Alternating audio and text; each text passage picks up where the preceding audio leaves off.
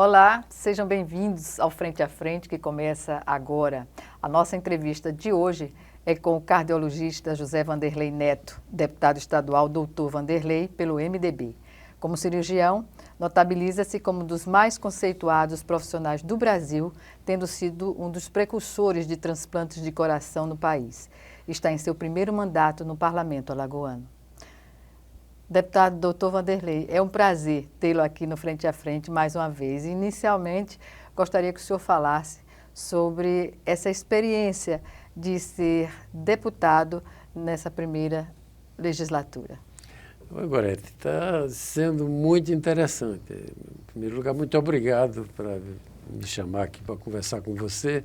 É uma honra. São deputado. sempre conversas muito interessantes, né? Sobre a vida, né? E sobre Alagoas. Né?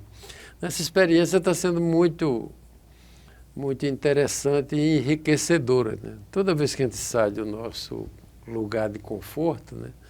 A gente vai para outros ambientes onde a gente conhece pessoas novas, forma diferente de fazer as coisas, e aquilo, quando você sai melhor e mais preparado para a vida. E é assim que eu estou encarando essa experiência que eu nunca imaginei que ia ter. É desafiadora, não é, deputado? É desafiadora, né? Porque é um parlamento, né, que representa todo o extrato da sociedade alagoana, né? São pessoas diferentes, né? E você tem que entender o motivo que cada um está ali, né? E aprender, né, com a experiência alheia, né? Ter humildade para você aprender. O senhor é uma unanimidade nessa questão da humildade no aprendizado, o que significa o maior aprendizado, doutor Vanderlei? É porque se você não... a gente tem que praticar o autoconhecimento, né? Para identificar principalmente as nossas deficiências. Se a gente não admite isso, a gente não aprende, né? Os defeitos nossos, nós podemos corrigi-los. Os defeitos dos outros, não, a gente não pode corrigir, mas os nossos a gente pode. O senhor, então, é quanto mais, digamos assim, autocrítico do que o senhor se coloca, por exemplo, da forma como se coloca? Eu sempre me critico muito, né? A autocrítica é algo muito valioso. Todos os dias, né, eu faço esse exercício, né? Será que o dia hoje eu fiz tudo que eu poderia fazer, né, para ajudar alguém ou para aprender alguma coisa, né? Então, se eu me acho em dívida, no outro dia eu tenho que descontar aquele atraso. E isso vai ser uma busca a vida inteira, né? Porque o conhecimento é ilimitado, né? O conhecimento humano, né? As pessoas que se acham sábias, cheias de conhecimento, é porque não conhecem nada, né? Da vida, sobretudo. Isso. E do conhecimento, do próprio conhecimento, né? Agora, o senhor falou há pouco que não imaginava estar na condição de deputado. E o que o motivou? Eu gostaria que o senhor lembrasse esse momento, a determinação de abrir uma candidatura vitoriosa, como foi a sua? Tudo em minha vida girou em torno de gente, né? E em torno da medicina, né? Eu completei esse ano 50 anos de exercício profissional, né? E nós estávamos vivendo uma crise muito grande de atendimento às doenças cardiovasculares no estado, né? E foi isso que me motivou, né, a conquistar um mandato, né, para a gente restaurar esse atendimento às doenças cardiovasculares no estado, principalmente o atendimento cirúrgico, né, e não deixar os alagoanos, que dependem do SUS, que são 92%, né, sem ter esse apoio, esse suporte, né? Que essas doenças, elas têm uma progressão muito rápida, se não forem atendidas a tempo, ou a pessoa morre, ou a doença evolui, né, para tornar ela sem capacidade laborativa, por exemplo. Cheio de sequelas, né? E se uma pessoa pobre, que fica sem condição de trabalhar, ela vai morrer do coração, né? Mas antes de morrer do coração, ela vai morrer de fome, né? Ela vai gerar um problema muito grande para ele, para a família. Então, isso foi que me moveu a ter um mandato, né, para poder participar de forma mais ativa, né, facilitar o meu acesso às pessoas que decidem, né, e cumprir esse destino, né? Que não fui eu que escolhi.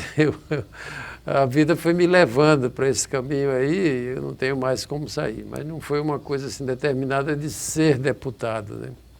Eu já fui até de outras vezes convidado para ser, mas eu não achava que, o que é que eu vou fazer lá, né? E agora eu descobri que tem alguma coisa para fazer, que era importante ter o mandato aqui para me dedicar a isso, isso que eu chamo de pequenas grandes coisas, né?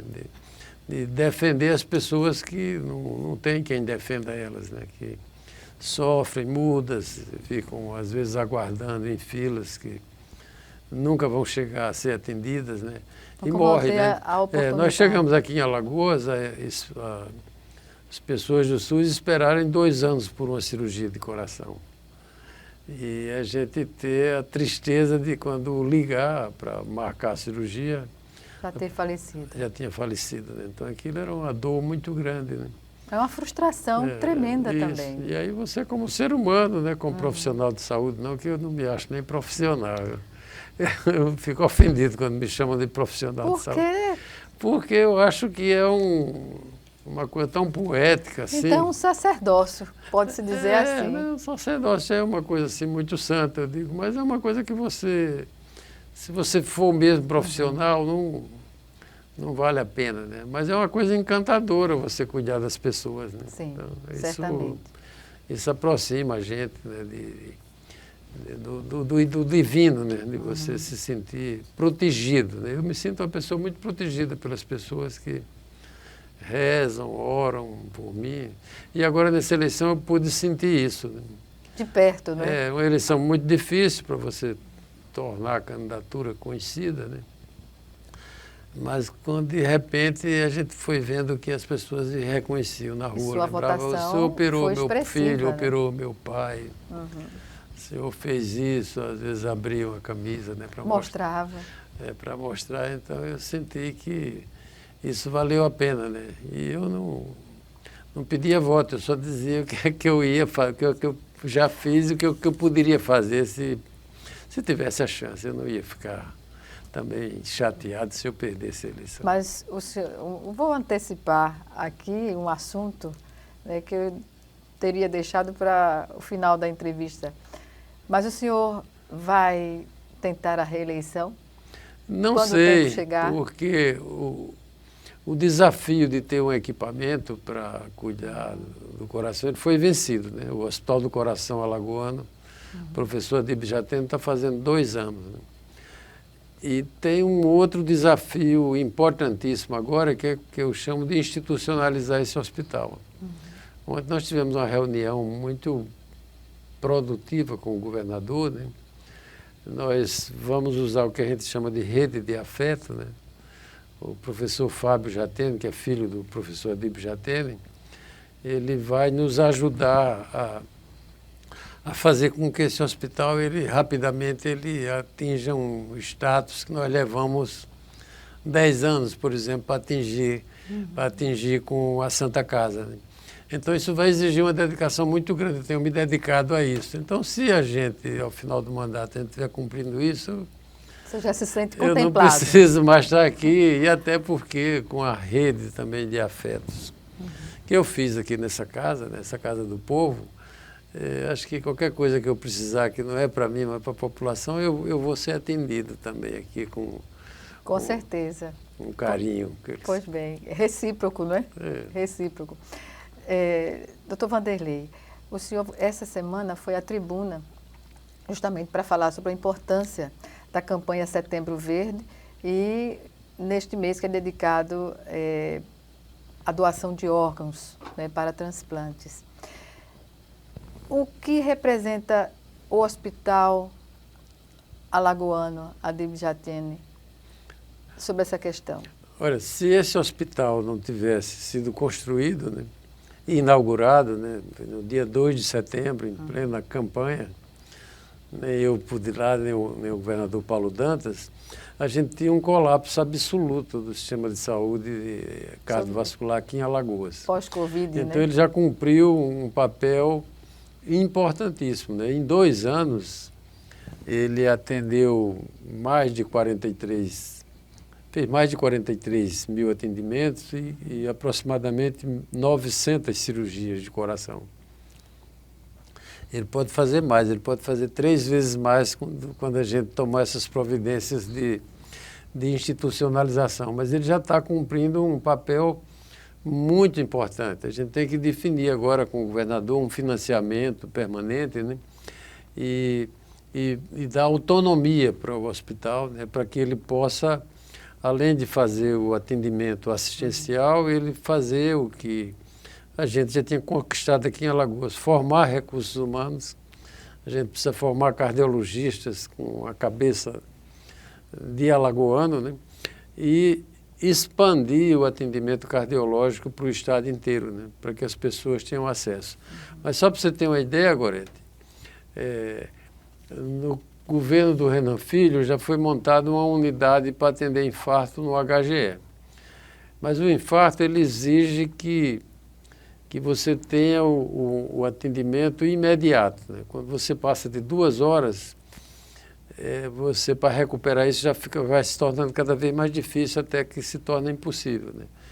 A mortalidade por infarto nas pessoas que eram atendidas pelo SUS era muito alta, chegava a 20%. Isso nem na guerra lá da Ucrânia acontece isso. É um percentual considerável. Então, o hospital, mesmo com as dificuldades que ele tem, e a Secretaria de Estado da Saúde criou um programa chamado Bate Coração, e em toda a rede pública de UPAs, os hospitais do governo e alguns hospitais filantrópicos, tem atendimento agora para infarto, que em 10, 20 minutos você tem o diagnóstico. Tem a UPA de Maragogi, que vai até o Sertão. Até Delmiro Gouveia. E nesses locais, quando é diagnosticado, já começa a fazer o tratamento e você desinfarta a pessoa. E isso a gente imaginou e passou a ideia para o governador, e ele abraçou, né, que era para atender as pessoas do SUS. Mas o que está acontecendo, né? Em Maragogi, já algumas pessoas me mandaram depoimentos de turistas, pessoas com alto poder aquisitivo, que infartaram lá e foram atendidas lá na UPA. E depois foram transferidas para os hospitais privados e se salvaram agradecendo. Então, isso tem um impacto principalmente na população do SUS, mas também quem nos vem visitar. Uma pessoa que é idosa, ele sabe que se ele estiver lá visitando lá o Xingó, ali, onde tiver uma UPA, ele vai lá e ele vai ser atendido. E ele vai ter, porque o infarto, ele às vezes não dá sinais. O primeiro evento é a pessoa acordar com uma dor, que se não for atendido a tempo, ele morre. Antes da existência do Hospital do Coração alagoano, muito antes disso, eu questionava, e antes de surgir a UPA lá em Maragogi, como é que a gente tem esse desenvolvimento turístico na região, os próprios moradores da região suportavam tantas perdas, porque você sair de Maragogi, atravessar o estado para vir para Maceió a receber tratamento é inviável, né? Aí chega atrasado. Isso é um conceito que as pessoas têm que entender, né? Que desenvolvimento econômico ele tem que acompanhar com educação, com saúde, né? Bem articulados, né? E um mantra que eu repito é o seguinte: um lugar bom,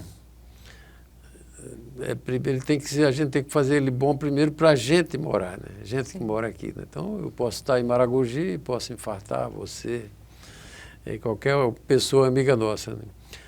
Depois, se ele for bom para a gente morar, ele vai ser bom também para as pessoas visitarem. O cara vai visitar e ele vai conhecer lá Delmiro Gouveia, a história fantástica desse pioneiro, e ele vai estar num ambiente seguro.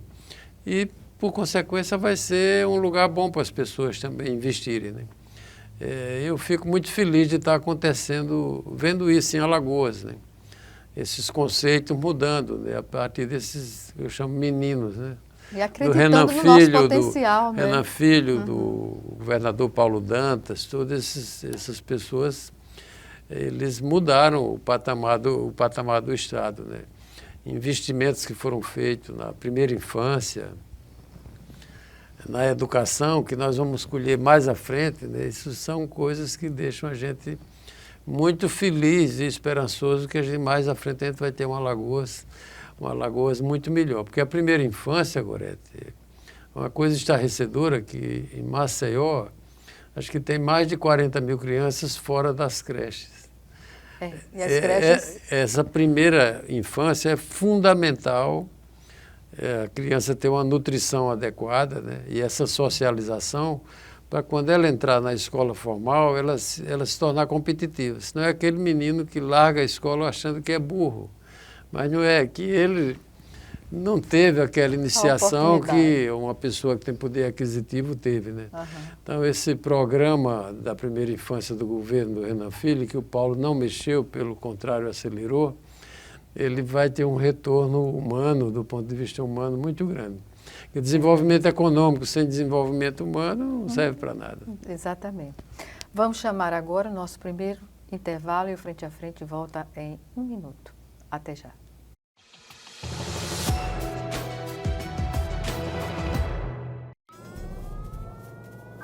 Há mais de 40 anos, um grupo de médicos criou uma organização de emergência médico-humanitária capaz de oferecer ajuda às pessoas em meio a desastres naturais, epidemias ou guerras, atendendo os mais necessitados sem se importar com raça, religião ou ideologia. Hoje, Médicos Sem Fronteiras envia equipes totalmente preparadas para responder a emergências por todo o mundo. Nossos profissionais são financiados por pessoas como você e eu. Conheça-nos, participe, apoie, porque juntos chegamos mais longe.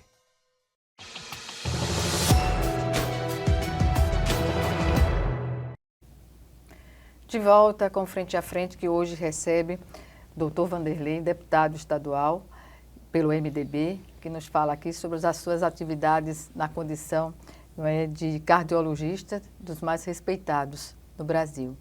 Dr. Vanderlei, essa questão da doação de órgãos, como o senhor que faz transplante, que realiza transplante de coração, sabe da importância que se tem das famílias autorizarem a doação de órgãos.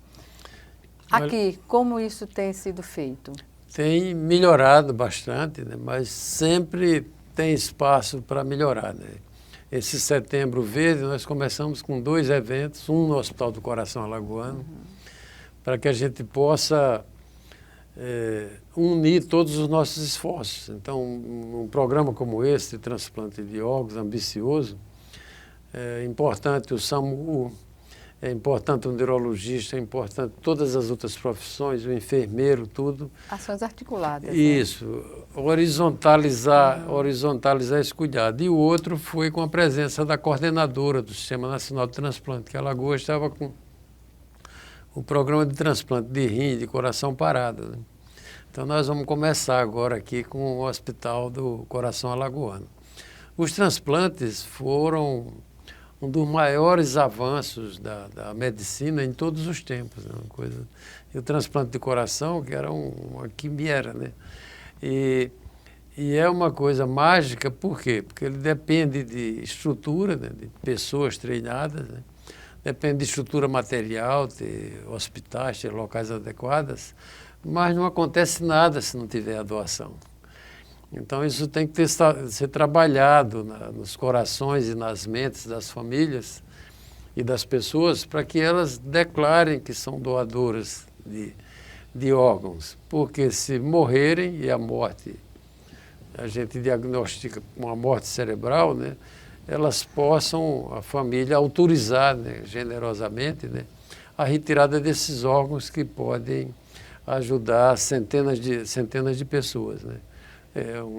Os rins, por exemplo, tem centenas de jovens aí pendurados numa máquina de hemodiálise 3 vezes por semana, 4 horas por dia, não podem trabalhar, não podem viajar, acaba com a vida do cidadão, né?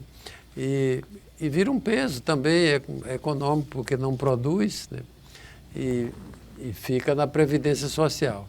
Então, esse programa é muito importante. E de coração, quando você faz o programa, agora com a força do Estado, Nós organizamos também, o Estado organizou um ambulatório de insuficiência cardíaca.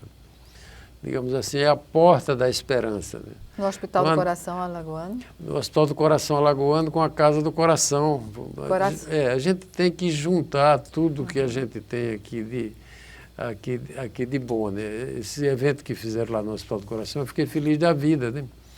Porque as pessoas, por exemplo, o sujeito do SAMU, ele acha que não está fazendo nada de importante, que é só socorrer as pessoas. Quando ele entra num programa desse, ele se sente participando de um grande acontecimento, né, de saúde pública. Né? E ele é protagonista disso, ele está ajudando. Ele é parte, né? Cada um que está fazendo aquilo. Tem o papel importante do secretário de saúde, do governador, mas são as pessoas que fazem a coisa. E o amor, a dedicação a isso é fundamental para você trazer outras pessoas, para você angariar recursos, para facilitar, né, que isso não desapareça. Né? Nós fizemos transplante aqui em Alagoas, o primeiro estado aqui do Nordeste, junto com o Sergipe. Né? Mas, de repente, parou. Né? A gente tem que agora começar mais fazer forte. umas campanhas, não é? Inclusive convocando a população para pensar dessa forma. Então, né? Nós estamos organizando um evento, né, o Hospital do Coração Alagoano, para trazer a inteligência cardiológica nacional, mas também envolver as equipes multiprofissionais e as ligas acadêmicas de saúde, né? As de estudantes de medicina, mas de enfermagem, de psicologia, para que eles comecem a exercer o que eu chamo de medicina social, né? de pensar coletivamente. Né? O atendimento individualizado no consultório ele é apaixonante. Você conhece pessoas, mas ele é muito limitado. Né? Quando você faz ações de saúde pública, por exemplo, vacinar as pessoas, você está salvando milhares de pessoas com aquele gesto e está educando elas, né? Para que ajudem também a se cuidar. Né? Há uma preocupação com os protocolos vocês estão tendo o apoio do INCOR, né, de São Paulo? É porque o INCOR hoje está entre os 10 hospitais mais importantes do mundo de cardiologia, entendeu? Então, ele pode nos ajudar a treinar recursos humanos mais rapidamente. Por exemplo, se você quer mandar uma pessoa para aprender um determinado procedimento, da maneira formal, ele tem que ficar 2 anos lá, né?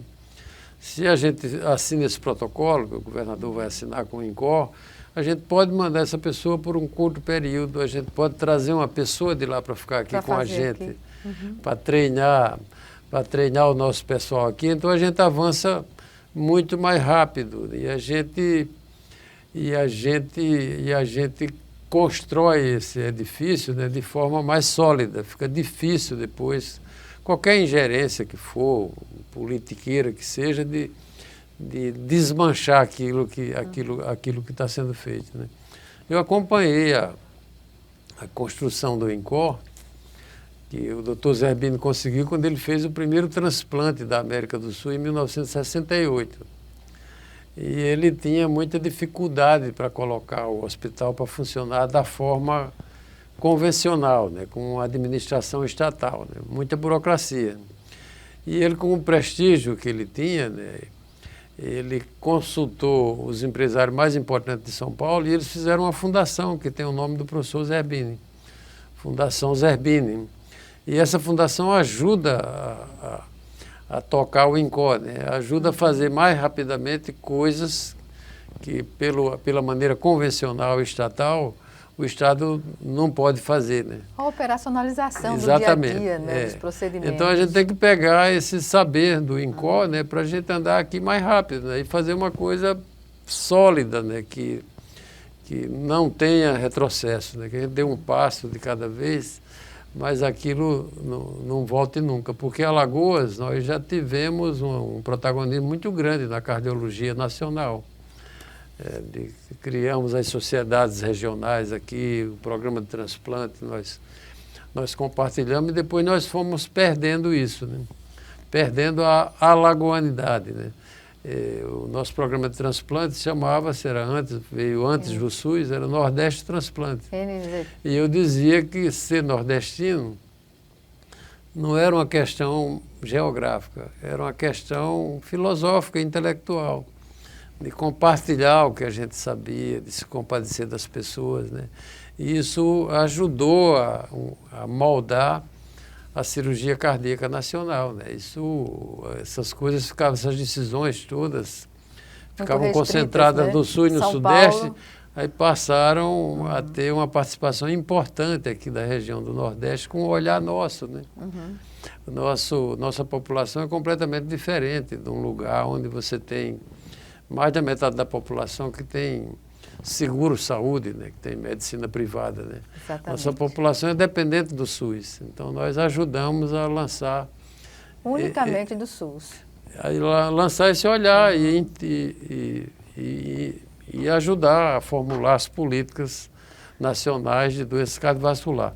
Esse ano, nesse evento, nós vamos trazer essas pessoas justamente para a gente dar uma respirada e retomar, né? Porque nós estamos vivendo outro desafio, Gorete, que é o envelhecimento da população. Já anunciada, né? E nós estamos atrasados para nos preparar para atender essas pessoas que estão envelhecendo. Aí é onde tem muita doença crônico-degenerativa.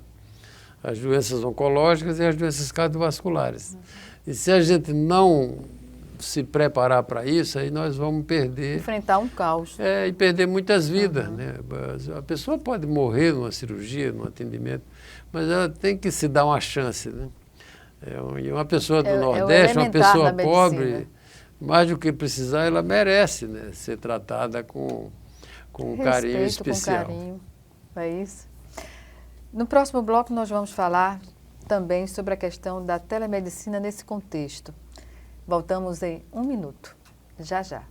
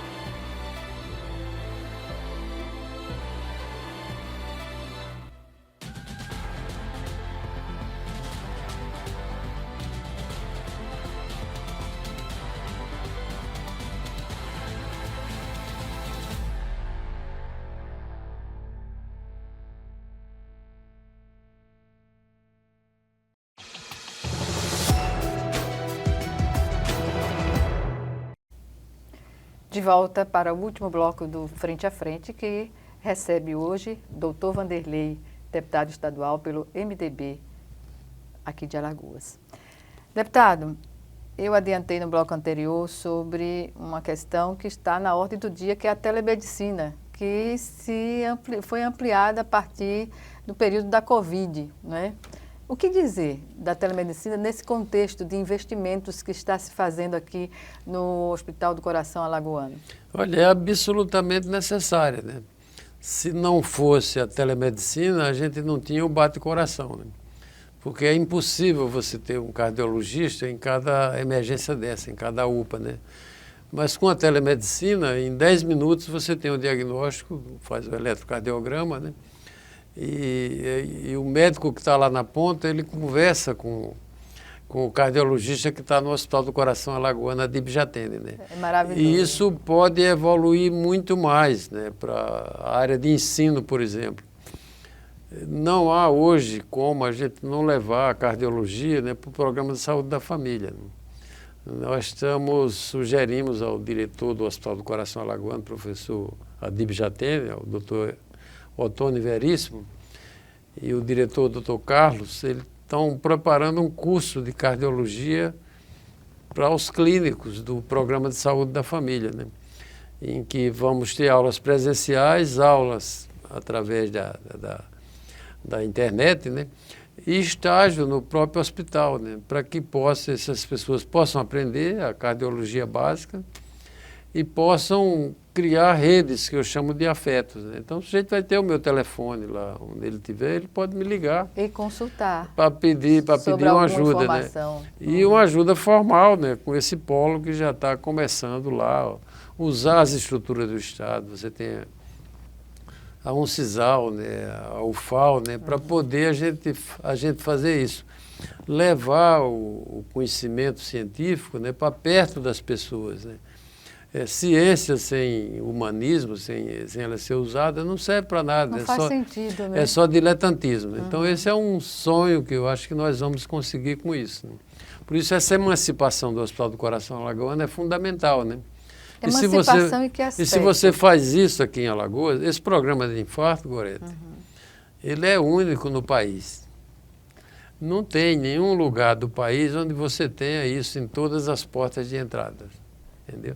Então Olha o senhor fazendo história novamente. Doutor Gustavo, governador Paulo Dantas, o Otônio, o pessoal lá. Isso é um desafio extraordinário, né? Um desafio em defesa da vida, né? Então isso deixa a gente muito, muito feliz, entendeu? E deixa a gente à vontade também para cobrar do governador que a gente avance também no gerenciamento disso, né? Para ajudar mais pessoas. O governador ontem ele ficou convencido. O governo tem sido... Ele disse, eu estou entendendo que o senhor quer transformar isso no melhor hospital do Brasil. Eu digo, é exatamente isso que o senhor está ouvindo. Me ajude. Em 2 anos já se avançou muito, muito além das expectativas, né? E quando nós teríamos essa mudança expressiva no atendimento? Isso a gente estava vendo... Tudo no serviço público depende de lei, né, que depende aqui da Assembleia Legislativa, coisas que só pode vir do Executivo para cá, não pode ir para lá. Então, o caminho que eu fiz, uma sugestão para o governador para que fizesse isso, né? E ontem a gente fechou de como fazer isso do ponto de vista legal, né? O que depender aqui da Assembleia, eu tenho que conversar com meus queridos colegas, né? E eles já viram, porque teve algumas pessoas ligadas a eles que precisaram disso, né? O que depende de financiamento, aí, usar a estrutura do governo, né? No bom sentido, fazer o tráfico de influência a favor das pessoas que precisam. Para todos. Isso, então ontem a gente arranjou uma solução, aí uma coisa não pode, outra não pode. Do ponto de vista legal, tem problema de legislação que só o governo federal pode fazer, mas ontem nós achamos a saída para que a gente possa fazer isso. A ideia, né, eu já queria que isso tivesse acontecido, mas eu estou sonhando que no próximo ano a gente já começa sobre esse novo formato, né? Já acertei com o governador que a gente vai fazer uma visita lá ao INCOR, para ele conhecer um pouco, e depois a gente acertar onde a gente vai fazer essa cooperação, se eles vêm aqui, ou se a gente vai ir lá, né? E o ordenamento jurídico está sendo, ontem a gente definiu uma fórmula com o secretário do Gabinete Civil, a Procuradoria e o pessoal da Fazenda que possa dar autonomia administrativa e gerencial para o hospital, para que ele se torne mais produtivo, né? Porque o hospital ou qualquer estrutura, ela tem um custo fixo, né? X. Então, se ela fica ociosa, aquilo fica caro, né? E se ela tem uma escala muito maior, a gente vai fazer com o mesmo dinheiro, a gente vai fazer mais, né? E estabelecer metas de que a gente tem que alcançar, né? E ter, é imperativo, a gente vai ter que montar um banco de dados, né, para que a gente tenha informação do que está acontecendo para se preparar, né? O governo está fazendo agora, já retomou, né, o Hospital Metropolitano de Arapiraca, é um belo hospital, e lá já vai ter uma estrutura inteira de cardiologia, né? Também. Para atender aquela região toda. Então já vai desafogando. E esse hospital fica para as coisas maiores. Vamos fazer transplante, vamos fazer isso. Atendimentos específicos. E, sobretudo, é a gente comprometer as pessoas que trabalham nesse projeto, né? Para elas encamparem isso, né, como uma forma de sustentar suas famílias, mas, sobretudo, como um projeto de vida. O sujeito se sentir ali empoderado. A presença do Estado. Empoderado, né? E feliz. Olha, eu estou fazendo coisas boas aqui. Essa pessoa aqui, ela podia ter morrido. E eu, com esse procedimento que eu fiz, com esse atendimento que eu fiz, eu mudei a vida dela, eu mudei a vida da família dela, né? Porque por trás de cada pessoa tem uma família, né? Exatamente, que fica totalmente desestruturada quando ocorre uma... E essa visão de mundo, né, que esse grupo que está lá no Hospital do Coração, eles têm, né? Que mais importante do que a doença é a pessoa que é portadora da doença. A gente tem que dar suporte para ele, suporte emocional, emocional, a equipe multiprofissional. Então eles estão muito felizes. E lá o governador autorizou que a gente levasse as melhores pessoas que estivessem no estado. Então nós procuramos uns velhinhos, né, para dizer, ó, você não é obrigado a ir lá todo dia, mas você tem que ir lá uma vez na semana para puxar a orelha dos mais novos, para dar aula, para ensinar as pessoas a pensar. Para né? trocar. E foram fundamentalmente as melhores pessoas que a gente tinha na Santa Casa e no Hospital do Coração, no antigo Hospital do Coração, que foram para lá, né? Porque eram gente que já sabiam fazer, era só montar o time. Qual é o critério? Né? Primeira coisa, cordialidade, né? Ser uma pessoa agregadora e depois o critério técnico, isso é básico, né? Tem que saber fazer as coisas. Mas se souber fazer, mas for uma pessoa que não agrega, né, do ponto de vista social, aí tem que ficar fora. Não avança. Porque atrapalha, né? Atrapalha. Tudo é difícil, tudo é complicado. Não é complicado. É uma onda negativa. Chegou uma pessoa na sua frente, o problema dessa pessoa passa a ser seu. Tem que ser. Não adianta você sair com um pedaço de papel para fazer um exame ali, acolá. Que se reclama muito das pessoas que não dão essa atenção que move o senhor nas suas experiências profissionais, né? Porque os meus pacientes, né, eles se tornaram meus amigos, né?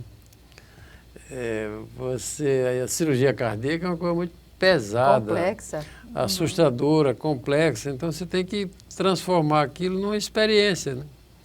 De lembrar alguma coisa boa. Eu falo isso desde a pessoa que cuida lá do estacionamento até a pessoa que se acha mais importante no hospital. Dê atenção à pessoa, vá lá conversar com ela, se interesse pela vida dela, né? A doença você sabe tratar, não? Mas quando você se interessa pela vida dela, aquilo gera uma cumplicidade, né, que você... E são essas pessoas que protegem a gente. Nas orações. Oram do jeito deles, né, não precisa ser uma oração formal. Sim, né, claro. Mas um pensamento positivo, que emana todo esse sentimento bom. Estão preocupados com você. E tem coisa mais singela do que você operar uma criança e depois... Chega ele com a mãe com um capão, né? Que gera um problema quando eu levo para casa. Minha mulher não quer que mate o capão, que é bonito. Então deixa ele feliz aqui. Mas é uma coisa tão bonita, Gorete. Isso... Toca o coração. Eu vou contar que a primeira cirurgia que eu vi de ponte de safena, eu fiquei muito assustado, né? Eu estava começando no mundo, no Brasil, no Rio de Janeiro. E a cirurgia durou o dia inteiro. E eu, na minha cabeça, disse, como é que eu vou aprender um negócio desse? Né? E sempre olhando no retrovisor para a minha terra. Né? E era um homem lá do interior e ele disse, aí deu um trabalho danado, mas eu morava no hospital, eu cuidei dele, tudo. Ele foi lá para o interior do Rio de Janeiro e disse que ia voltar para mim. Sinalizou que ia dar um presente. Aí ele voltou um dia, eu estava lá no hospital, o porteiro mandou me chamar, que tinha era ele lá. Aí quando ele chegou, fizemos uma alegria danada, aí ele tirou um envelopezinho do bolso e me deu. Aí quando eu olhei, era um dinheiro. Aí ele disse, olha, o senhor me desculpa, mas eu não posso aceitar. Aí foi aquela briga, isso é um hospital público, olha, aqui a gente já é pago para isso, não teve jeito. Aí ele ficou desolado e disse, eu sei por que o senhor não está aceitando. Eu disse, por quê? Porque o dinheiro é pouco, né? Aí eu disse, não, rapaz. Aí eu falei, olha, eu sou lá de Cacimbinhas, aí contei a história. Você quer me agradar mesmo? Quer? Então, quando chega perto do Natal, você engorde um peru. Aí no Natal ele chegou lá com um peru, nós fizemos uma bela festa. Que maravilha, que maravilha. E ele E ele não se sentiu, ele estava achando também, isso é um pouco dinheiro, era muito dinheiro para ele, eu nunca tive assim noção de dinheiro. Pois é. Eu até poderia ter, mas eu não me senti incomodado de receber, né? E aí ele viu o gesto, né, de uma coisa importante, que eu estava longe de casa, né? Então aquilo me remetia aqui à nossa vida daqui. O senhor falou durante a entrevista da condição dos idosos de estarem... Nós temos uma população bem crescente de idosos, né? Os dados estão aí, disponíveis, IBGE sobretudo.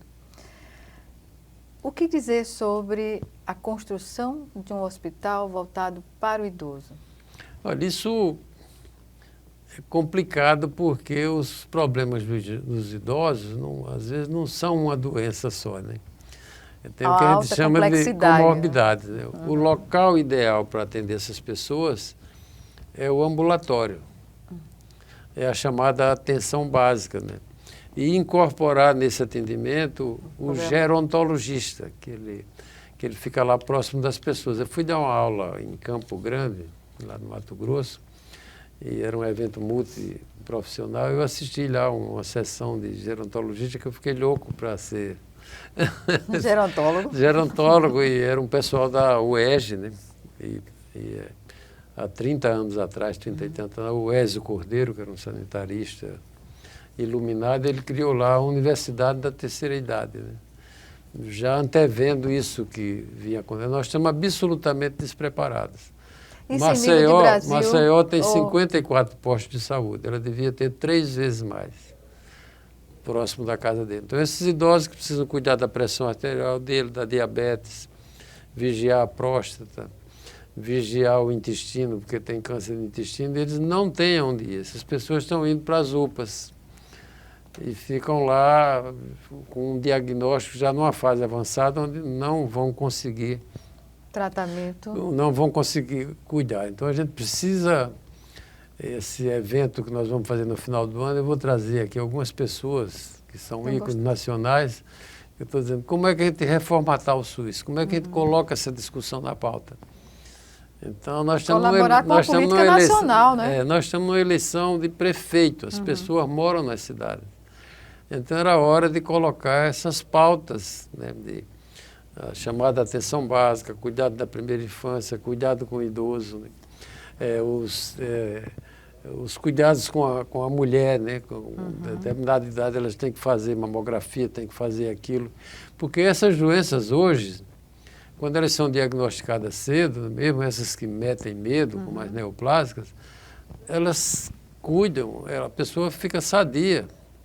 Ela pode adoecer de novo, entendeu? Mas ela consegue cuidar disso. Mas desde que ela tenha um primeiro atendimento preventivo e depois ela diagnostique cedo. E aí vai para o lugar adequado. Então, nós estamos num deserto aí e só se discute hospital, né? E estamos esquecendo que tem que ter a base, né? Que tem que ter o chão, tem que ter a catedral, que é o ambulatório. Então, eu vou conversar com o candidato do meu partido, ele está com essa cabeça de fazer isso, né? De levar isso para próximo dos doentes. Nós não temos, acho que o Rui Palmeira andou construindo alguns postos de saúde, mas são muito poucos para a população. Você tem bairros inteiros aí que são muito maiores do que a minha Cacimbinhas, né? Que você não tem um posto de saúde. E essas pessoas vão para onde, né? Pois é. Aí vai para o HGE e às vezes são... E o HGE não é o local... Não é o local adequado. Entendeu? O lugar é emergência para você chegar, ter suporte básico de vida. E depois encaminhar para a unidade de saúde. As coisas do dia a dia é o posto de saúde. Não tem uma explicação para o município não ter, por exemplo, um banco de dados, um prontuário eletrônico. Acompanhar a vida daquele cidadão ali. Daquele paciente, né? Isso. E onde ele for, o sujeito entra lá no computador, a tal da telemedicina. Exatamente. Nós temos muita coisa para fazer. Doutor Vanderlei, eu lamento mesmo informar que estamos finalizando um minuto final da nossa entrevista. Isso é muito envolvente, tem muita história. não faltará oportunidade, já digo de antemão, para a gente bater um novo papo aqui no Frente a Frente. Vamos sim, agora. Obrigada mais uma vez. Eu que agradeço. Muito obrigado aqui pela oportunidade de conversar aqui com os alagoanos e com você, que é uma querida amiga, e vocês não sabiam, mas é minha conterrânea. Eu não nasci, evidentemente, lá, mas a minha família toda, de meu pai, da minha mãe, que considero Cacimbinhas também uma meia cidade de nascimento, né? Pois é. Obrigada mais uma vez e até o nosso próximo encontro aqui, frente a frente, também com você.